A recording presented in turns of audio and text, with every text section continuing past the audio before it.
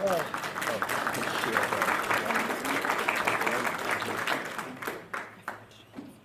was going to wear the hat when the light was on, but now that the light's off, the glare won't be so bad coming off my head. So it's great to be here. And yeah, last time I was here, I spoke about Osprey, and what I wanted was everybody to come away with a little more information about Osprey than what they came in with.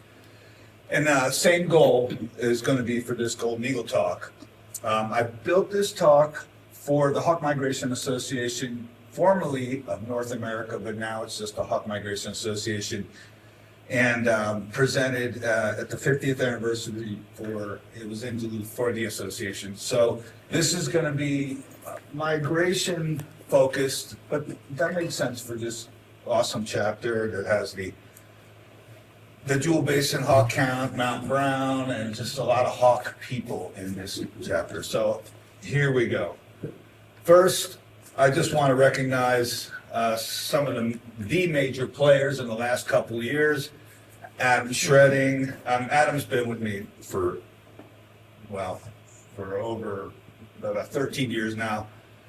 Chloe Hernandez, and of course you guys recognize Jess Garby over there, Raptor Trapper, Golden Eagle Handler Extraordinaire, and Brian Busby, after finding this transmitter on the top of a mountain peak in the Bitterroot, that Eagle had formerly carried that transmitter. When it shed the transmitter, I'll talk a little bit about that. I have to just point out that Brian Busby is no longer with us.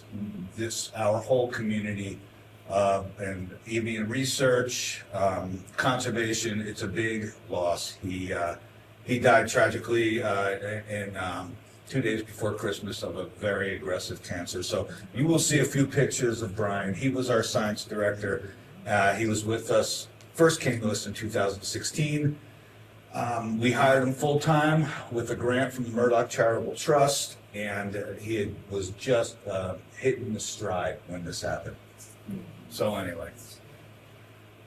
So again, this was for the Hawk Migration Association, and I'm going to talk fast and cover a lot of ground. I will not hang you guys up. I hope I don't see anybody sleeping.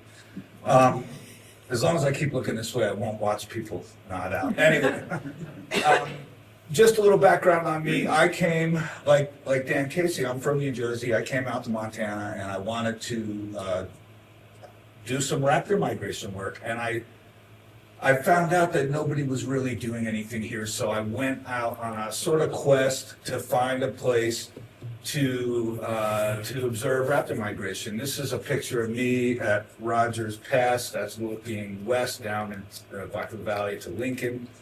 So throughout the 90s, I searched about, I'll show you. In 99, I think I looked at 14 different spots, which I later learned that you can't really do that and get a good representation of what's happening, but that's what I was doing. I was just hauling around, climbing mountains.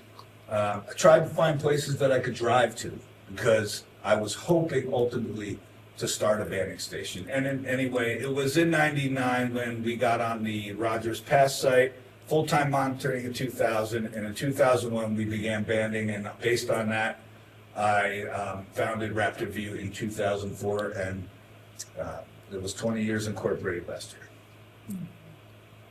I wouldn't have done this work without Steve Hoffman. I will tell you this, because when I wanted to find a place to watch hawks and I found out nobody was doing it, I called, this is long before the internet, and I called Hawk Watch International, and I talked to Steve Hoffman, who is a dear friend of mine, a mentor, proud to say a board member of our organization. And this is a picture of Steve back, almost 10 years ago with a Cooper's Hawk at our Nora Ridge banding station. And then I needed another picture. I was actually just trying to fill the slide, and I couldn't get Steve to send me a picture. So when he calls, I got that screenshot. I just did the screenshot. So I think Steve is maybe tuned in. I hope he is. But I can really say, I mean, this guy has done more for raptor conservation and education than anyone since Maurice Barone. The first curator of Hawk Mountain. And so we love Steve, and if you ever get a chance to go out birding with him, hawk watching with him, it's great. And check out Merlin Birding Tours. Okay, this is just a look of me. This is up on Point 6 in my old Subaru. I went everywhere with that Subaru, and I wish Subaru knew what I did with that car because they probably would have sponsored me. And this is the owl on the pole. There was some birds flying through there, but wasn't gonna work for what we were doing. And just another look. This is west of town. These are the Peregrine Cliffs. You had a good migration through there by Frenchtown, but it still wasn't going to work. But these are just some early photos. And this is kind of what it looked like as I searched all around, all these different locations. So eventually started going out towards the front. Now, I was intentionally staying away from the front because I knew of the Bridger site. But again, we were looking to start a banding operation, and I knew that many, many years ago. Another person that I have to shout out to is Fred Tilley. Fred and Kathy Tilley, they're pioneers in raptor migration work. They live up in Arlee, up to Jocko, and I was working my way towards the front, and I was doing a hawk watch for a couple days at Stonewall Mountain. Lincoln is down here. And Fred said, looks like you're on a pretty good line. And he's like, you know, why don't we do a comparative count? And so we did, and Fred saw a few more species, a few more birds. And that's how we ended up on the Rocky Mountain front, right off of Highway 200 at Rogers Space. So just to give you a look, when we talk golden eagle migration, in particular, you know, a lot of avian species, and mammals for that matter, that migrated historically along this spine, the Rocky Mountain front, which basically runs from northern Canada on down to north central Mexico. This is our area here. Again, when I did this talk, I was speaking mostly of golden eagle migration sites, because that's what this talk is about. But I figured I'd throw in a Jewel Basin pin. And Jewel Basin gets a fair number of golden eagles and a ton of accipiters, way more accipiters, sharpies, and coops than we see out here on the Rocky Mountain front. But this just gives you a little look of what this golden eagle highway looks like. And again, that other slide also really shows it. And when we're looking for these raptor migration, think of it like hang gliders. This is a really simple little sort of cartoon, but it tells the story, upslope winds and thermals. And so you're studying the topography of the land. You want these effects. Thermals can get moved along the land, so they could start way out here on the flats, and then they get blown up. They'll blow up mountains, or kind of move up the mountains, and this is what leads to concentrated flyways. So anyway, this is a crown of the continent ecosystem map. I just took the shot off. I got this hanging in my office. But all these ridges are conducive for migration. But as we get closer and closer to Rogers Pass, we see that there's fewer and fewer ridges, and you get this bottleneck effect, and that's what concentrates the flight in that particular site. So now we want to start figuring out how to trap these birds. And I will tell you, the old guard really they scoffed at the idea that we would be able to capture golden eagles on migration. Nobody had ever really gone after it like we did. And so you work from within these blinds. We learned that you have to have a very camoed blind. This is a 6 foot high, 6 foot wide, 10 foot long box on a mountain. And we'll spend the better part of 2 months in there. You have to camo it up like that. If you don't, you won't catch golden eagles. And there's a whole other, you can see these lines that are coming out here. This is pretty apropos. Go Eagles. And this is a look from inside the blind. This is a dated picture. That's Dave Haynes. He's a raptor biologist for Yellowstone National Park. Now, lots of people have come through our organization and gone on to do great things, like Jess over there. And, you know, these sites in the fall along the Rocky Mountain front or anywhere on the mountaintop in Montana, you can have extreme weather conditions. And this is, I love this photo. It's so old, but that was 2 days before this was taken, same exact location. We got mist nets set up here that we learned to take those down. The eagles see those, and it took us years. This is looking north into the Bob Marshall Skid. This Highway 200 runs down here. This was a site that was quite successful for us, but we ended up getting off of it because it ATV access anyway. And again, another look at how cold it could be when and you will put up with this stuff when you want to catch golden eagles. This is a dear friend and colleague, Dr. Jim Lish, taught veterinary medicine at Oklahoma State University. He also authored this book, Winter's Hawk. And for all you raptor aficionados in this room, the beautios that we have in the Mission and Flathead Valley that, we talk about. This book is a great addition to your collection because Oklahoma, he went out, he did hundreds and hundreds of miles of surveys, took thousands of photos. He consulted with Jerry LaGuarre, the late, great Jerry LaGuarre, Frank Nicoletti. I got some 2 cents in here and there on these subspecies, if you will, of all the red-tailed hawks down there. It's a great natural history book on red-tailed hawks, so I recommend that. Jim also, I met Jim, and I'll keep going, guys. I got to make this quick, otherwise the bar will be closed when we leave. He came to us because he heard about the eagles we were catching, and he wanted to do a wing loading project. And so wing loading is body mass to wing area. And so we did do that with Jim eventually. At first he wanted us to trace these wings, trace them on like tracing paper, on paper. And it's like, we tried. I'm like, Jim, this isn't going to work. So then we came up with this grid system and published that paper. So here's how we catch them. I hope this works. Let's see. I can press play, please. Yes. So there's a pigeon, most of which will fly free in Missoula after the season. Here's the bonehead, boom, and I mean that. I make sure a lot.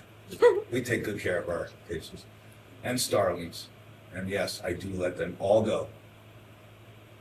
And you gotta just kind of get a grip on them. You can get hurt. This is an adult female. And you see that action. So from 2 sites this year, from Rogers, we got, let's just say 2 bonets, 2 sites, over 150 golden eagles in less than 2 months. Oh, sorry. Oh. So, and this is another system we use. This is the net launcher. Now, we don't want to test these things out on animals. We test them on people first. So here is Dave Haynes. A lot of raptor biologists like to drink beer, as I just alluded to. And so we're baiting this. Is he going to go? No. See, you got to wait. They got to put their head down. They got to be ready. And then once they commit, okay, boom. Now we got it.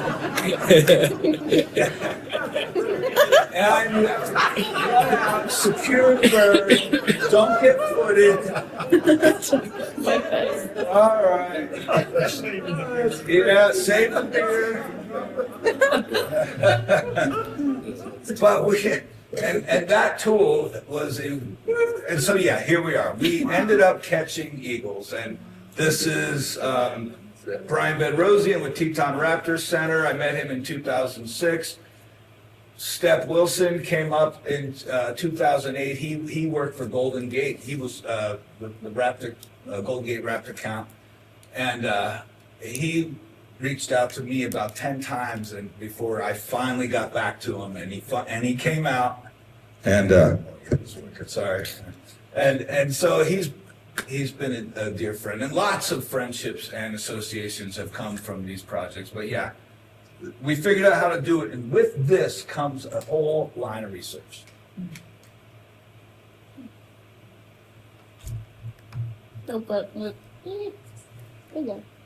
Okay, is that it? Yep. Yeah, so we catch them, we take measurements. This is okay. There we go. I think that's you, but Is it? Yep. Am I doing that? Let's see. There we go. Boom, I got it. Oh, okay. Close your eyes. All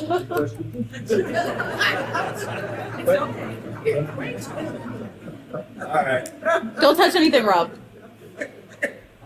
I don't know that was me, but want me to just... This might be timed. For some reason, I think this slide is timed, because this one in particular. So you have a certain amount of seconds. Okay, seconds. Capture them, measure, take blood sample, in some cases wing tag, and move on. Over the years, 800 golden eagles in hand, 500 blood samples for ecotoxins like mercury and lead. We put telemetry units on 142 birds, more than that now, and we've wing tagged just over 500. That's a lot of work. And so why do this? And this slide is kind of goofy. It's me years ago, and I'm like, why get bit in the face by a golden eagle? Which is, I pretty much am getting bit in the face at that time. But I saw this today, and I thought, this 167, and I was just working on the talk, and I didn't have this when I did it in November. I'm like, we got resightings on this bird. So then I threw this slide together real quick. We caught that bird in 2012 in February, and then in April, out on the west of Missoula, I saw the bird twice, got a photo of it, and this is me, of course, and these two are now like, this guy's down in Central America, this is kids of MPG Ranch. So we caught this bird on MPG Ranch, and that's Maggie, and oh God, I'm spacing the name on. It'll come to me about 3 slides down the road. But anyway, what's that, Nicholas? Nicholas, yeah. And he is incredible.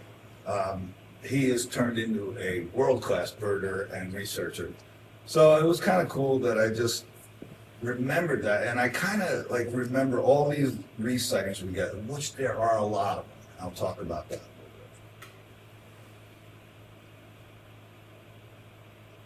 You got it. There we go. So again, why are we doing this? Golden eagle numbers are going down. This is a figure that Steve Hoffman shared with me from the Bridger count. And this is from 92 to 24. And there's significant declines. And we see these kind of trends at any site, Mount Lorette, Livingstone, where golden eagles come in such numbers that these counts have been going on for a long time. And it's kind of unusual because we're seeing more and more bald eagles, right? How many bald eagles do we see in the winter in our area? And there's sort of a misconception that maybe eagles are doing well, but golden eagles are not doing well. There's a lot of reason to be concerned about them, and I'll get into that a little bit more.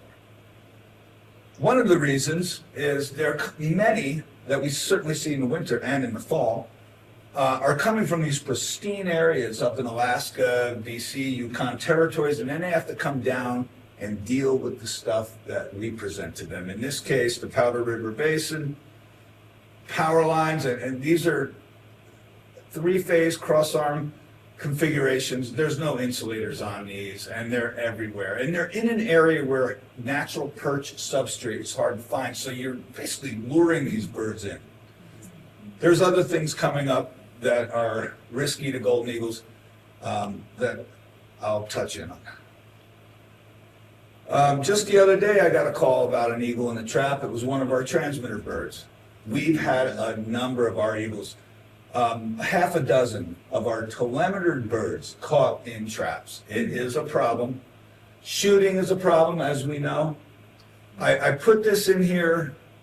That's a bunch of fake feathers. I had a native when I was down in New Mexico, and Duluth, but they basically said those are fake feathers. I know they are, but my friend, who is a Comanche chief with with SIA, it's a Ethno-Ornithological Institute in Oklahoma.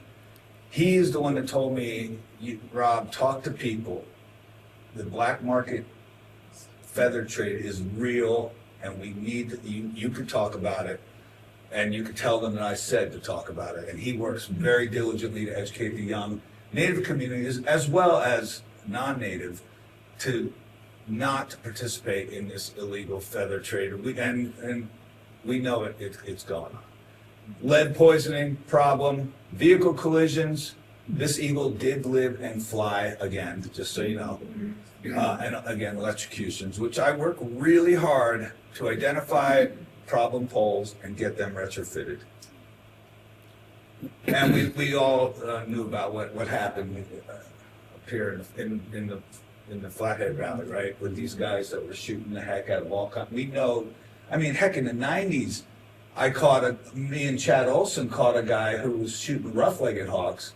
We chased him down, pulled him over, got his information, turned him over to Rick Branzel, who was a federally deputized wildlife agent at the time, and he ended up having to pay $600 fine.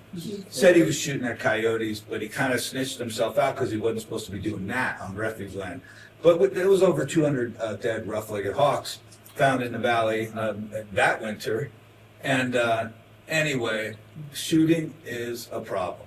And here is every other call I get about an injured raptor in the Bitterroot Valley, Missoula Valley, if it's a horned owl or a red-tailed hawk or a Cooper's hawk, I'm like flipping coin. What is it? It got hit by a car, or it's been shot, or it took electricity.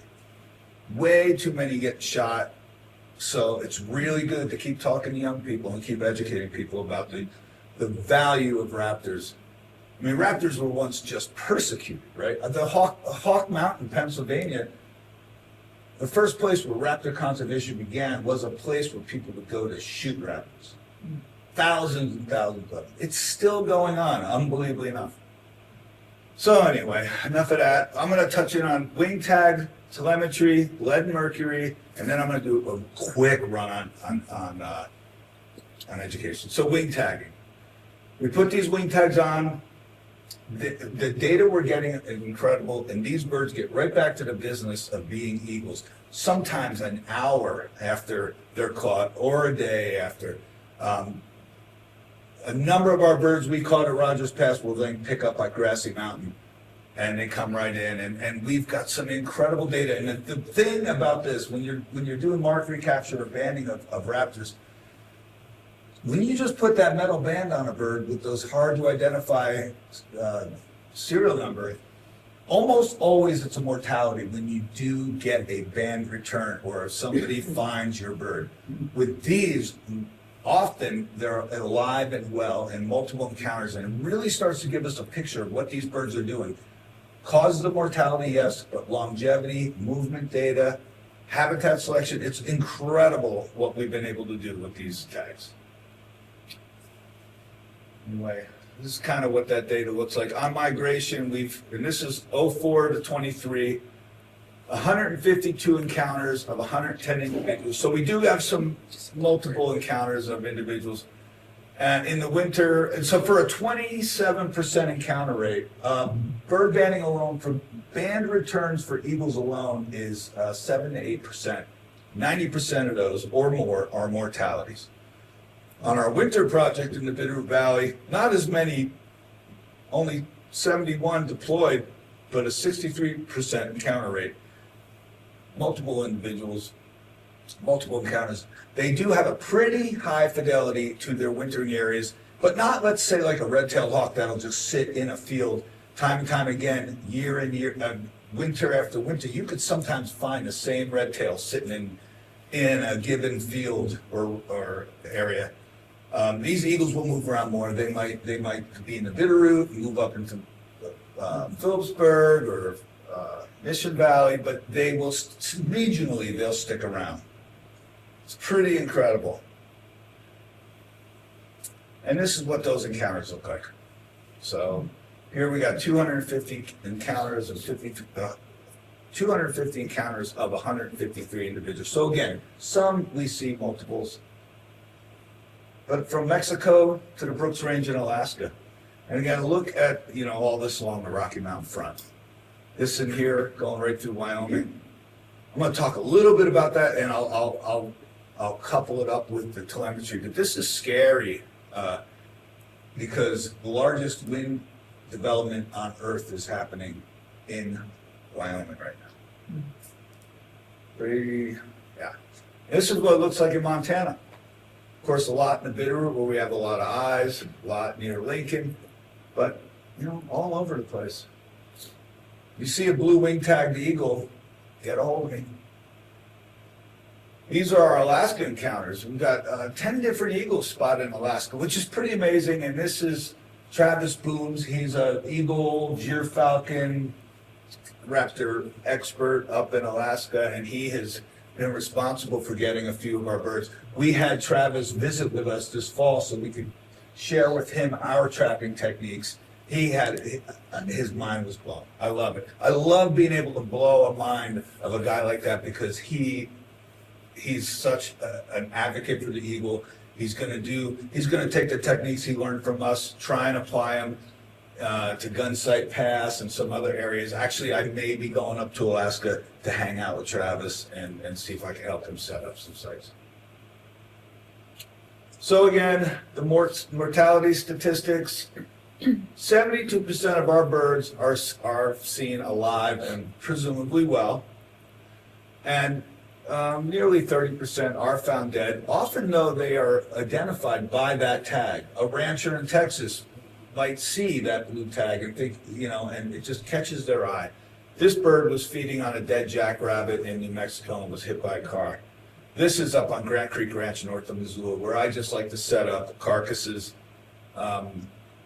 in the spring if I can get up there, because we get a lot of cool encounters, a lot of neat birds show up there. Really amazing photos, actually, of golden eagles and bald eagles scrapping it out over our carcasses. We handle a lot of carcasses in our business. And this is what the mortality stats, just to give you an idea, most are unknown by the time we get to them. Vehicle strike is a huge, huge problem. I think a lot of us know that. Electrocution, lead, and this is sort of deceiving because lead is 90% of the birds that we encounter in the winter are leaded that we capture. And does that lead to maybe vehicle collisions or some unknown mortality of starvation or something? And then 3% is our, what we, with our data set, what we would call suspicious. Basically, you find a transmitter cut off a bird, clearly cut off, and you're like, there's no bird. What happened? Yeah. So here's just some kind of cool, fun stats. The most resightings we've ever had on any individual was 11. That was Golden Eagle 170. That's in Bitterroot. The longest distance between resightings is 3,000 miles. That was 44. I'll touch in on that. Longest time span is interval from tagging to resighting, 17 years. That's really cool and important data. And the longest time span before resighting alive, that was 50 years. This bird was found dead in Lincoln, but 17 years. And of course, 15 years. And I turn on my computer in the morning and I'm expecting to get a wing tag encounter. It's really fun. And this is what they look like. This was on the Bermejo Ranch in one of Ted Turner's places in New Mexico, feeding on a wolf-killed elk. They put a carcass on there. That's how a lot of them come. Trail cams are amazing, right? This is a bird that we tagged in Alice Creek drainage near Lincoln, and we tagged it in 2012 in October, and then the following October it came, and it came right back to the same bait following year, and there it is. And we see that a lot. These birds don't become trap shy because, it was caught on a roadkill and we shot that net over it. They kind of forget that, and they just get back to the business of surviving, because that's what it's like. It is survival out there for these birds.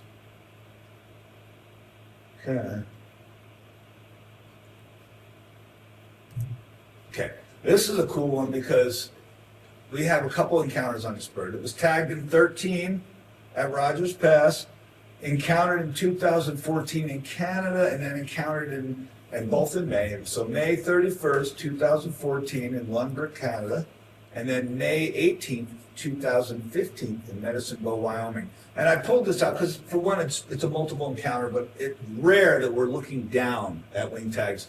And there were guys doing eagle surveys, this consulting company, West Consulting. They took that photo. They're doing the consulting because they're evaluating the lands for wind development.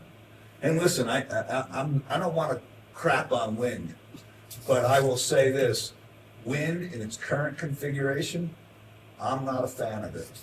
I do know we need to get away from fossil fuels. We need sustainable green energy. I don't like wind in its current configuration, and I do believe there are other ways to do it. Of course, there's also solar. But anyway, because I know how many eagles are getting slaughtered. It's terrible. If you guys knew what I know, you might after tonight. So anyway, Golden Eagle 210. This was a third-year female that we caught in 2013. Oh, this is it. This is it. But that just gives you a look. It didn't fly that straight line, but I just in between sightings, we start to get an idea of where these birds are showing up. This was 44. I talked about that bird a little bit because we had it up in Alaska, and then we had it in Hartley, Texas, or Hartley, Texas first on these little windmills I don't have a problem with. But the giant ones with 180 mile an hour wingtip, going down, it's tough on birds. I'm going to digress for a minute. One of the reasons windmills, these big windmills, are so bad is because prey becomes desensitized to strobe and sound. So it makes hunting real easy for raptors.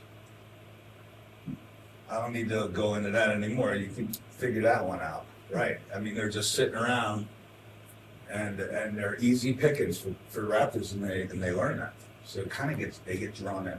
Is it like a translate? No. Well, if you're on a wind farm, and we've done some work in Wyoming, there's this shadow, boom, boom, and there's sound, a lot of sound. So jackrabbits, prairie dogs, ground squirrels, even antelope, small deer. I've watched golden eagles going after spiky mule deers. I mean, they'll take some stuff. But when the prey speed and also, some of the game birds, they just, again, they become desensitized, which makes easy pickets. Granger Hunt, one of the leading golden eagle researchers on Earth, he did his PhD in Altamont Pass, which is the worst example of how to do wind. He told me I was talking to him, he goes, nuke the prey base and then they'll be all right. Well, can't do that, right? So anyway, this just gives you a look at what that Eagle 44 looks like. It was banded in 2007. When will we hear from it again? We don't know, but here we go. On the 13th, 2013, we picked it up in Texas, and then up in the Brooks Range of Alaska. Now that area, Texas, that's a busy area. There's a lot going on down there. Up here, it's pristine, right? So, and to go from there to here, lots of potential risk factors, lots of things that could go wrong, even in a completely natural world. You throw in all these anthropogenic changes to the landscape. Golden eagles are up against a lot. Okay, one more example. This is 117. This was kind of cool. Tagged in 2010. It was a hatchier female, so really cool to see it survived to encountered 2013. Something's a little wrong with this. Let's see what happens when I flip this. That's right. This was, let me look. Yeah. It was a hatchier bird, but in 2013 it was picked up here alive and well. Now I know where I'm going with this. Sorry, there's a lot of information. What was cool about this bird, now I remember, is we did an isotope study on these birds. So we capture these birds, we look at the isotopic, or there's a deuterium that's found in hydrogen. You take a feather sample for $20 per sample, they'll analyze it, and you can find out regionally, with some degree of error, where your bird came from. So what was cool about this bird is where we saw it in the summer, assuming there's some fidelity to its natal area, maybe it would have matched up with the isotope signature. And it did. It matched up like almost perfectly. So right up here in the Yukon territory. So this was a paper that we published, I think, in 2014. But it was really neat to see that affordable technique for you sample a hatchier feather, and you can, with this reason, determine regionally where the bird came from. It's kind of cool. This is a good one, because this is 3 encounters now. This was a hatchier female, again, tagged in 2012. The first encounter was in 2013. It was in April in Colorado. Second encounter up in BC in 14. And then the third encounter, Crow's Nest Pass, that's near the Livingstone Range, where Peter Sherrington and the Rocky Mountain Golden Eagle Research Foundation does their work. But it's just kind of neat to see these, and again, these are all occurring along what is like the Golden Eagle Highway. In fact, right here, we just had that bird I just talked about most recently. I don't think I mentioned it. About a week ago, I got a call from a wolf trapper, and he caught one of our birds with a transmitter, and pretty much he's trapping wolves right there, right along the Golden Eagle Highway. Okay, one more, 195. Again, I can go on and on with just these encounters. But this was picked up, first it was picked up in Colorado, but then nearly 10 years later picked up, again, at Crow's Nest Pass, right where that other one's at. And that's what this looks like. And this is Vince Slavey, who worked with us for years. Again, a lot of these people have worked with us. Vince now works for the Peregrine Fund. He went on to get his PhD in looking at lead, published his findings in Science, and he's living in Bozeman, Montana now, and it's great to have Vince around. He'll come up and trap with us every fall. And finally, Bird Bandit in 2005. Now, this is 22. This was a really good encounter. This was 14 years, 3 months, 11 days, smiley face. So this was a wolf bait area too. I couldn't find the right picture because I'd had my computer and hard drive stolen out of my car in Missoula. My actuator didn't work on my Suburban. I thought my life was over. But this was us back then. And this is my nephew here. And this, I didn't know who this guy was because I didn't think I was going bald. When I look in the mirror, I just see, like, I looked all right then. I mean, that's when I realized, I'm like, that's my head. That's when I figured out I was going bald. And this is what that looks like. All right, on to satellite telemetry. I'm going to pick it up.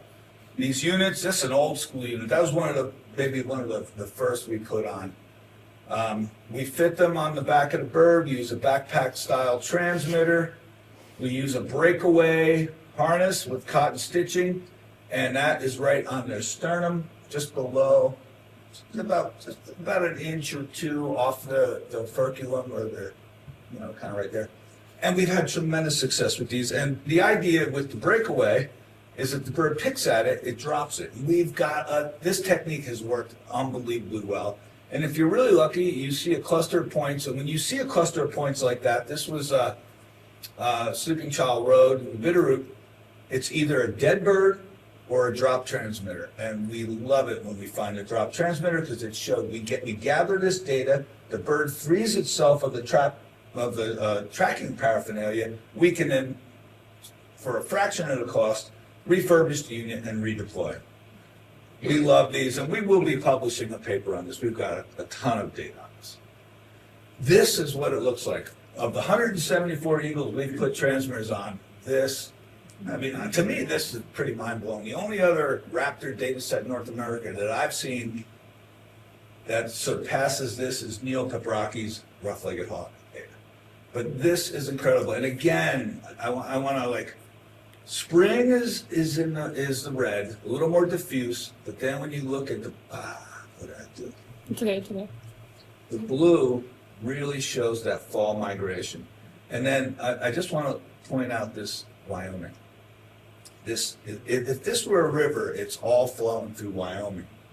And Wyoming is getting developed hugely with wind.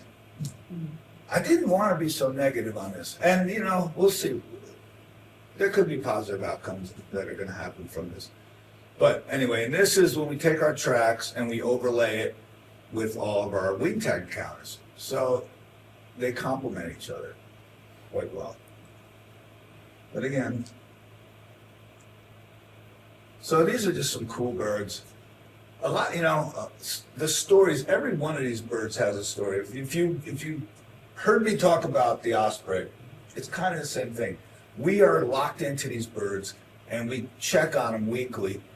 And this particular bird, what was really neat about this bird, Diego, is it summered up in the Arctic Wildlife Refuge and it wintered down in Durango, Mexico. And it exhibited this elliptical migration. And this bird traveled over 40,000 miles on migration alone. And if this bird could tell a story, I mean, the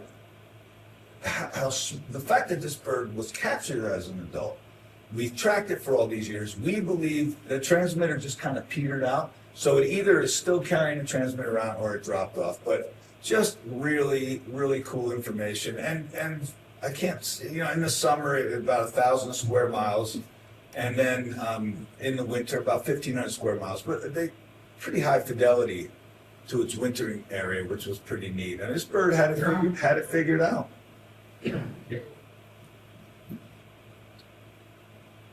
This is a kind of a cool story. I'll make it quick. Okay, we work with Wild Skies Raptor Center in Potomac. This young bird was hit by a car near Phillipsburg, had a broken pelvis, just a fracture. So Brooke Tanner, she rehabbed it. Let's see, we admitted in 2000, it was in October 12th, treated and released less than a month later. We put a transmitter on it. And we tracked it, we kept an eye on it until it went all the way up to Alaska. I mean, it went about as far north as they can go, and it hung out up here in this 250 square mile area. Made it all the way back down to Montana, to the Blackfoot Valley, which was really neat, but then we found that the point stopped. And here's Wild Skies Raptor Center, and there was a bison ranch in Potomac, and here's Rogers Pass for reference. When we went to this bison ranch, they let us go on there, and they were really cool people. And we found this dead golden eagle. So this golden eagle first was hit by a car, then died of lead poisoning. You could see the green mutes here. If you find a dead eagle or a raptor, larger raptor, and you see green mutes, oftentimes they're belly down, their feet are clenched. That usually means a lead poisoning. And these are all this bird's movements. I mean, it was messing around all these roads. It was 83 and 200. I can go into some details on that. I'll come back to that with another bird. Very dangerous area, and we all know there are areas that are really dangerous for eagles, and we have ideas of what we can do to mitigate that. And mitigation is what people are talking about now, because we know, the Fish and Wildlife Service, we know eagles will die. A lot of them will die from the wind energy. So what we need to do is identify these other sources of mortality and start correcting those. And that's called compensatory mitigation, and we're working actively with states and regional eagle working groups, agencies to do just that. So here's a cool bird. This is a bird we call Kramer. Kramer, like in Seinfeld. We had a whole cohort of birds named after Seinfeld characters. How that started was one of our benefactors was named Elaine, and we named one of our first eagles Elaine. And it wasn't my idea, but there we went. So this is Kramer.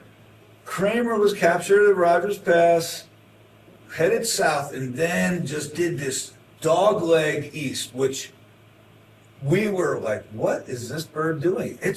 At one point, we thought maybe it was like somebody killed it and threw it in the back of their pickup truck or found it, and we're just driving across Oklahoma with it. And look at Oklahoma. It couldn't be any busier. And this adult golden eagle from the Brooks Range in Alaska is making its way across Oklahoma. We're like, when is this thing going to stop? And it ended up stopping in Arkansas. And when you flew around on Google Earth, it looked to us like it was hanging out near some poultry farms. Maybe just feeding on rodents. Who knows? We never confirmed that. Then, in spring, it took off again across Oklahoma, dodging all kinds of things, including bullets, possibly. But just the fact that a bird, if anybody's driven through Oklahoma, it's busy, it's built up. But this bird made it all, it came up the Rocky Mountain front, back up to its summer range. Safe, right? Oh, whew, made it. Not so much. We started noticing funky things happening with the telemetry. This is Eleanor Lake in this little village, and we talked to the parks biologist. He went out there, and there's the village over there, and he found our bird. He suspected it was shot, probably by some kids. So even up there, I know I'm a real bummer right now. This will turn out, I promise. But that was shocking. So, and I'm continuing down the bummer story here. This bird, this was a special bird. I'll take a minute. Adult female, incredible. But when they make it to be adults, presumably breeding, they've beaten the odds. Some studies suggest 70% mortality the first year of life. So here, 2013 to 2020, we tracked this adult female, reliably nested. You can tell by the tracks, reliably nested up there in the Wrangell Mountains. And would winter down here, down in the Blackfoot Valley, approximately 100 square mile area. We tracked this bird for over 8 years, and we estimated she was 13 years old. She dropped that transmitter. This is her summer range, real tight cluster of points. That's what her summer range looks like. So then I get a call from Brooke Tanner that she found a banded bird had been reported. That same area, that Highway 83 200, there's the Blackfoot Clearwater Game Range, Sealy Lake. Such a bad area right here for eagles. These are her tracks in that area. So feeding a lot of roadkill, right? A lot of roadkill is what they're feeding on. This is a sad shot of her. She was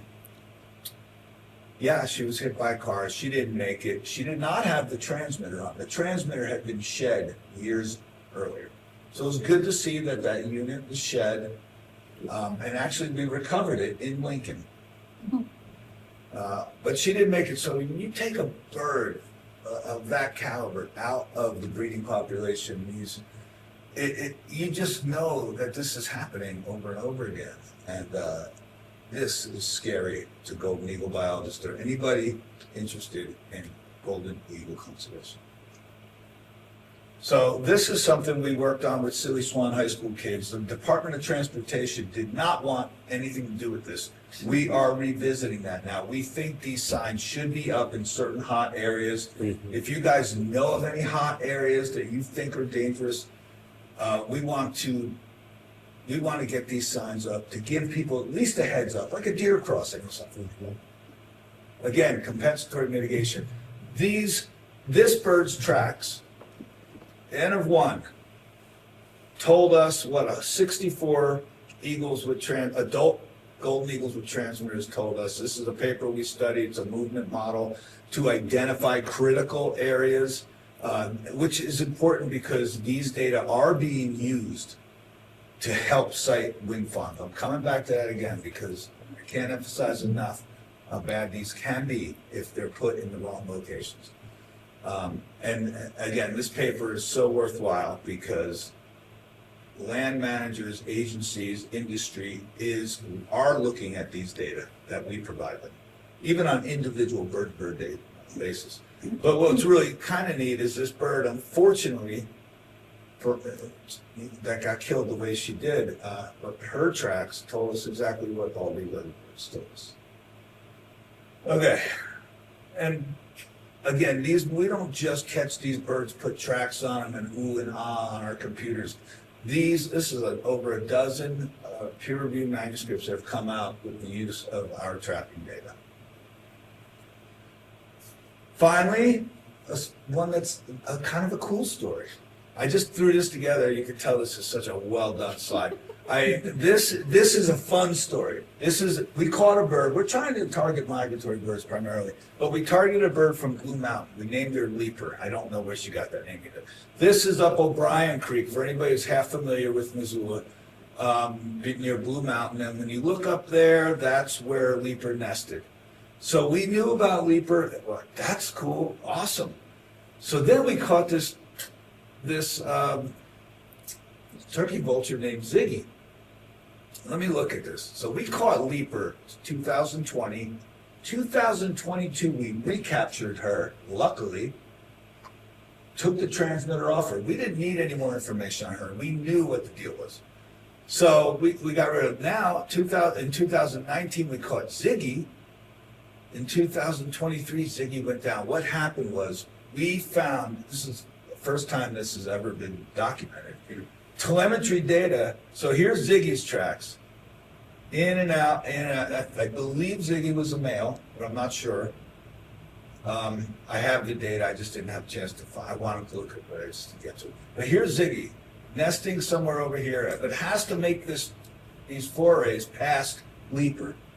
We didn't put two and two together. In fact, when Ziggy went down, Brian was the one that told me, he goes, yeah, here's Ziggy's tracks. And I said, that's right where Leaper is. And so we went and we found, sure enough, Ziggy was killed either by Leaper or by Leaper's mate and was fed to the baby. Wow. You know, and that's the only one other documented case of a golden eagle preying on a turkey vulture, and it was Clint Ball in Texas. He saw it as remains in a nest. But here, two separate telemetry studies revealed that. So it's kind of neat what you can learn from, and you can see here Ziggy wintered down in Central America. That's Brian again, when we caught Ziggy in 2019. So that's cool. Okay, but I know I'm preaching to the choir with this. I won't spend too much time. Every bird we capture, we will try and draw some blood from the brachial vein. These are opportunistic feeders. Golden eagles and bald eagles are consummate predators, but they will opportunistically feed.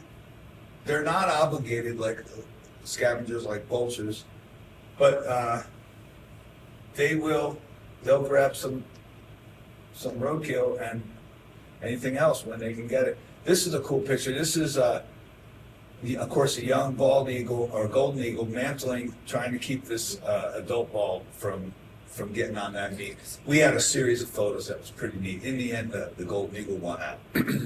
But this is what they'll do, and they'll feed on, I think they follow around gut piles. That's another study we want to do with our telemetry data. It'd be really neat to see where they concentrate, for example, in the Bitterroot Valley, and then go ground truth that. It's a lot of work though. Chances are we find lion kills, wolf kills, gut piles. But we have, this was the largest study ever done on golden eagles, I think, in the world. And that was our data set from Rogers Pass, 178 golden eagles, blood sampled. Nearly 60% of them had elevated lead. Here's some other papers that have come out of our work. There's no denying it. Lead poisoning is a big problem for eagles, bald and golden. And we thought that it was all over, like people, managers, wildlife managers, eagle biologists thought it was a done deal when we took the lead out of the shot, right? In 2006, when we started testing these birds for lead, I was like, what? Testing for lead? Really? Wow, okay, well, let's take a look at it. And we were just like, wow, okay. Our winter project, 90% of them have elevated lead. It's pretty crazy. This is what that looks like. So in the wintering, 90% of 158 birds have elevated lead. Can you explain where they're getting the lead from? Oh, yeah, I'm so sorry. I know, thank you. Here's where they're getting the lead from. I don't mean to assume that everybody knows this, because they don't. We know they don't. I'm sorry. They're getting the lead from spent ammunition, high velocity rifle bullets that are designed to explode in the animal when they hit it. So, and I'm gonna show that. I'm gonna show some ballistic shot. But yeah, so when you're hunting, if you're using lead core bullets, even if it's copper jacketed, they are designed on impact. They don't even have to hit bone. They just have to hit muscle tissue. It explodes. That's what kills the animal. But that explosion creates a splattering of lead that can permeate the muscle and the meat of the bird up to 2 feet from the entry canal. Then we cut the guts out and we leave them in the woods to feed the scavengers. And with all good faith, a lot of hunters, not realizing that they're leaving behind a poison pile. Okay, some good news. So 58%, I told you about that study, 178 birds. We just ran a whole series, we continued testing. Now we're up to 374. We found nearly a 20% reduction in lead. I think that has something to do with our education efforts, not just ours, but a whole host of people who are Sporting Lead Free, the Peregrine Fund. A lot of effort has been made to educate the public, the hunting public on this. And you might wonder, well, why don't we just ban it? Why don't we just make it illegal? That's impossible, as you know, certainly in this current administration. But hunters, people don't want to be told what they can do with their guns. So we believe in just educating and let people make their own decisions. There's lots of great copper bullets, copper tungsten composites. But anyway, I was really excited to see this. That's good news. This is what it looks like. This line here is basically background, 10 micrograms per deciliter. So everything down here is background. Everything above is subclinical, clinically exposed, and acute toxicity. And I should say, this is an X-ray of a 270 Winchester lead core bullet, 30 gram, 450 fragments found throughout that gut pop. That's tremendous. And if you think, yeah, that's a lot, and it only takes a little piece in the GI tract of an eagle to ground it. And the effects of this is a ballistics gel of a 30-06. And look at that fragmentation in that ballistics gel. This canal up here is a copper, just a copper bullet. So if you know people still hunting with lead, you might talk about that. There we go. And it's not just the game hunting. This is ground squirrels and marmots, the same thing. And the effects of lead are very similar to what affects us. You have kidney failure, digestive problems, cardiovascular, motor skill problems, a whole host of disorders. Just the other day, we picked up an adult golden eagle leaded. Every year. And this is, here's the answer. There's your lead. That's what we don't want. Copper. And I encourage you guys, hunters, for eagle conservation, Sporting Lead Free, great resources. Sporting Lead Free. Keep that in your head if you want to learn a little bit more. Great website. Colleague, one of the guys holding the eagles. Here we go. Lead, copper. Simple answer. Some of these conservation problems are complex and difficult. This is simple. All right, finally, education. I'm almost done. We started doing education with at-risk youth groups years ago. And that expands, not just at-risk, but we focused on at-risk. But we also just have our Citizen Science Osprey project, but Missoula Youth Home, flagship development, Women's Opportunity Resource and Development, lots of school groups, Watson Children's Shelter, and education programs. You can't educate enough on birds and raptors, and that's what I love about what this chapter does. I mean, that just now is you guys are taking it to the next step. I love it. I love the education, all the props and the information, and Denny started it. I mean, you guys are really doing some great stuff here, and I hope the other chapters can pick up on that, because I think you guys are a leading example And you can't have conservation without education. This was the flagship youth group.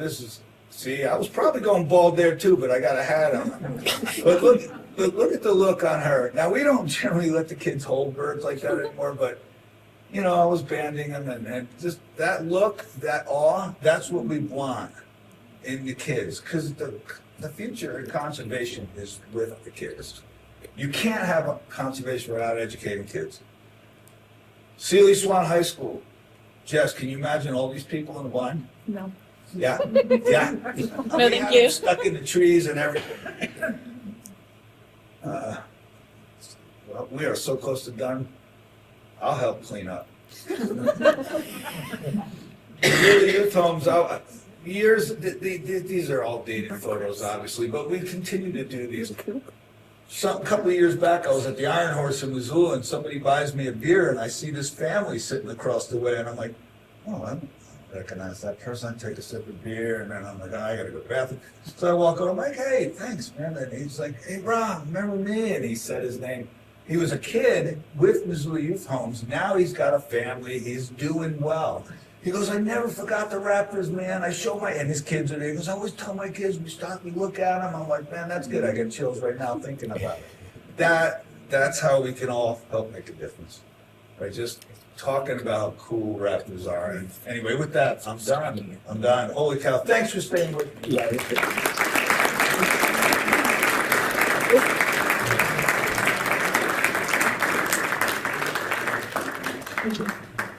You're great for putting up with all that. Yeah. I don't know if you have any questions. Rob, when you did the presentation on the osprey, and you had that one osprey that like went way to Florida. No. Yeah. No, what some eastern United States. Yeah, Cuba. Yeah, oh, she went up to Minnesota. Yeah, hung out there. and then you've got this golden eagle that goes to Arkansas. Yeah. You don't have any clue what gets into their head, do you? It's just some fluke. No, the Arkansas one's really interesting. I mean, this stuff may be going on a population level, but we don't know that, right? Oh. So, although I do think these are, our sample size would suggest that these are sort of anomalies. But what's interesting about the bird in Arkansas is there's a whole eastern population of golden eagles, and with people generally consider any golden eagle seen in Arkansas is going to be part of that eastern population. This N of 1 would suggest maybe that's not always going to be the case. So that was really pretty cool. Yes? Yeah, I got in late with Are there ways to protect raptors from wind turbines? There are actions being taken. There are people that watch for golden eagles in particular. Nocturnal raptors, not so much, but for golden eagles and bald eagles, there are some wind farms have set up observers, and then when they see the bird into an area, they shut down individual turbines. It's an effort. It's good. And then there's some software that's out there and some scanning software that also has been used to identify incoming eagle and shut some transmitters down. But these are almost more experimental. Some are in place. It's very labor intensive. I just think that there's other ways to construct these things, like vertical axis, for example, where you have a helical design, something that doesn't have these giant sweep areas where the tip of the blade is going at 180 miles per hour in an area. I mean, so to answer your question, there are some mitigation efforts being done, but the school of thought right now is, no matter how hard we try to stop those collisions, it's going to happen, and it's going to happen a lot. And this is why it's really important to stop some of these other known sources of mortality, like electrocution, vehicle collision, lead poisoning, shooting. We need to work to offset the level of mortality occurring with golden eagles, or like that trend that we saw from Steve Hoffman's data at the Bridger count, that may continue. I mean, I'm not kidding you guys. Golden eagles are in trouble. And I'm not the only one saying it. Those of us who work closely with the species and who have for 20 plus years see it. And so anything we can do. Anything else? When they shed the transmitter, is that just because they're pecking at it? Oh yeah, well yeah. There's some birds get rid of it right away. Yeah. We had one bird, this adult female. Adult females are mean. They're just tough. Boys take they're adult female golden eagles are terrible. But anyway, they'll just pick at it and then it sloughs off. Okay.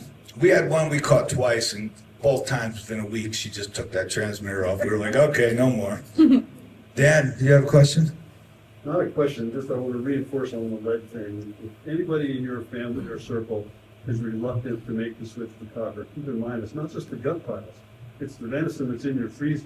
Good point. Yes, and I'm glad you mentioned that, Dan, because there's been studies done on that venison, like in North Dakota and others, and actually Brian Bedrosian with Sporting Lead Free offers a free scanning of all their ground meat, and a startling amount of that meat has lead in it. So that's a really good point. Yes? Wouldn't that be an ideal article to put out? It has been out, right, but how do you get it to everybody? Right. Vince published his stuff in Science, but that's the problem. Right, not everybody's reading science, and even if you get a little worse. So I think that on the ground education. There's also, if you visit this Hunters for Eagle Conservation, our friend Vince runs it, or used to, I guess. Yeah. And there's a voucher that if you buy your first copper, I don't know the word. Exchanging, no, Yeah. that's a good point, Jess. Voucher. They will exchange it for a hunter gets a hold of them, and it's like, hey, give us your lead, and we'll give you copper instead. Because a lot of people will complain about the price. The reality is the price for a box of bullets is less than a tank of gas. I think it's about comparable for high-end lead, copper-jacketed lead rifle bullets. The high-end copper bullets they're essentially the same price. When people argue price, it's like, come on. I mean, a six-pack of beer is going to offset that. Yeah, Denny. Yeah, it's really good. I've been to stores around here where the guy selling the guns and the ammunition just kind of laughs and I thought Yeah. push it down the bullets. Yeah. Personally, our sample size is 1. And I like that. I've taken 16 elk since I moved here. I've taken 17 shots, and it's all been copper. Yep. That's the way. I've heard it said copper, lead at the range, copper in your game if you want to cite but you're right. The problem, and for big game, it's what you said, Nick, is exactly what I've heard a lot of other hunters say. But it's when they're out there shooting varmints. Mm-hmm. The ground squirrels, the prairie dogs, they're going out there and just slaughtering. And then maybe it does get cost prohibitive. Yeah. Is the efficiency and the trajectory the same? Yeah. The ballistics, I can't speak to that, but yes, they are. I've been to shooting demonstrations that blow your mind. Yeah, right. These guys, these guys are scary from like 150, 200 yards. They're putting copper right in like a beer coaster. I keep referencing beer. Anyway, yeah. We switched over, forced to switch over from lead. For the waterfowl, right? On the reservation back in the late 80s. Yeah. A lot of resistance from the hunters and complaining first 4 or 5 years. And as they started to use mostly steel, because it was more affordable, even though there was alloys coming online, different hunters that we would see every year in their check station over the weekend, and learning to shoot this stuff, right? I like it. It takes a while. And I think that's probably the case with the, the Copper? laws. Yeah. However, the past legislative sessions, there were bills to basically take that ability away from fish wildlife parks. And as far as I know, they never came back. As far as trying to, get the hunters to buy into this. Now, It's voluntary, but the products are out there, they are more expensive, but they're still in other than groups like this and folks like Rob preaching your religion. Dale, This stuff is going into their kids and grandkids' systems. But They're, I am happy to say, Dale, though, that just recently, like within the last year or two, FWP is now putting out recommending non-lead and copper. Yeah, they're putting it into their hunter education finally, but for years they wouldn't want to touch it. You're right, and that's only just recently, like literally within the last 2 years. But yeah, that's a good point. And what you say is we're feeding our families, our kids, this lead-tainted meat, potentially. I knew a guy that used to chew on those lead sinkers, those split shots. Mm-hmm. Yeah, he's not around anymore.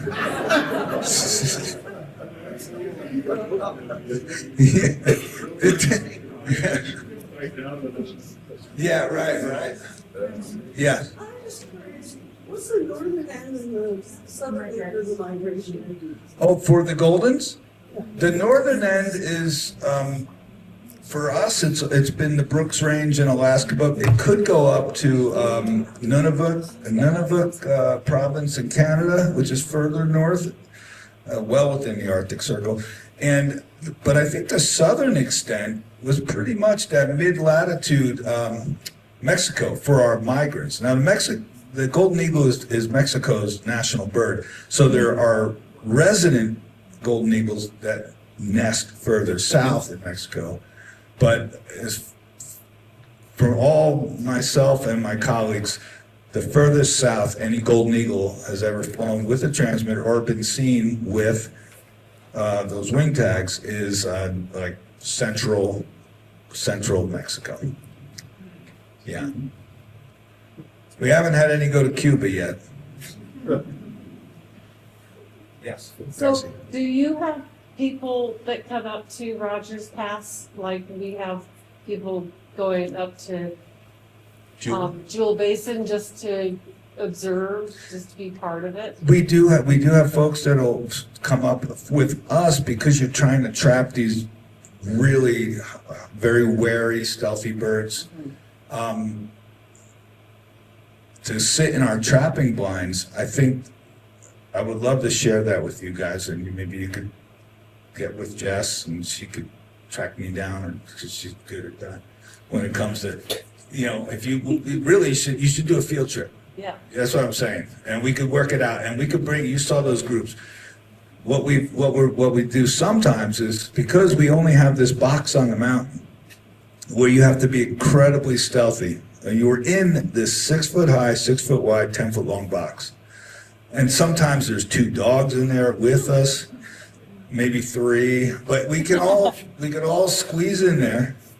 And then sometimes we could shuffle people around, but you really should check it out. It's an amazing thing. And that's the other reason why we do those education programs, because historically trapping blinds were this sort of something that was going on behind the scenes at the hawkwatch sites, at some hawkwatch sites. And every now and then somebody would come out of the bushes with a bird. And you'd be like, wow, cool. The first raptor I ever held in my life was at Cape May, New Jersey, when just like that, this guy emerges from the bushes with a Cooper's hawk. And he's like, does anybody want to release it? I was like, yeah, I'll release it. And I remember I was like, man, this thing is so light. And I'm like doing this with more birds. But I was like, it's so light. Anyway. But yeah, and that's really cool. I mean, that's great.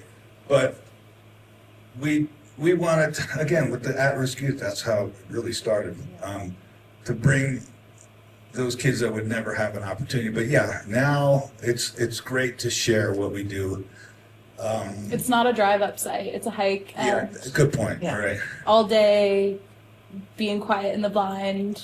It's not for the weak, but it's really fun. Yeah. Well, first time Jess saw it, she turned and looked at me. She was counting for us on MPG. And we always have the counters. We'll have days to bring them up because we want people working with us to get a chance to see what's going on in Lincoln or over in White Sulphur. And she was like, I have to do this. And like, she just like hooked and she became, you know, well, awesome trapper. You're an awesome trapper and observer. And yeah. And not everybody could do that. So would you have to bring a six-pack of beer? You can leave it down at the car. You don't have to carry it up the mountain. Yeah, you got that. Yeah. Cool. Yeah. How do people know to like contact you when they see a blue tag for? That, you know what, that's something I didn't get into, but really it's kind of as simple as this. You Google eagle. I think without this technology, this amount of information sharing, this mark recapture study would not be nearly as successful. So if somebody Googles, oh, eagle with a blue wing tag, I mean, we're all over it. Yep. And oftentimes though too, if they don't go that route, if they contact an agency biologist or a ranger or somebody, a park ranger, anybody, a lot of times they'll do that search, but it is that quick information in the hand now. Or they'll message it to us on Facebook or Instagram too, which you should follow Raptor View on. There you go, Jess. All right. Yeah, well, you just made our Instagram really popular. Raptor View Research Institute on Facebook and Instagram.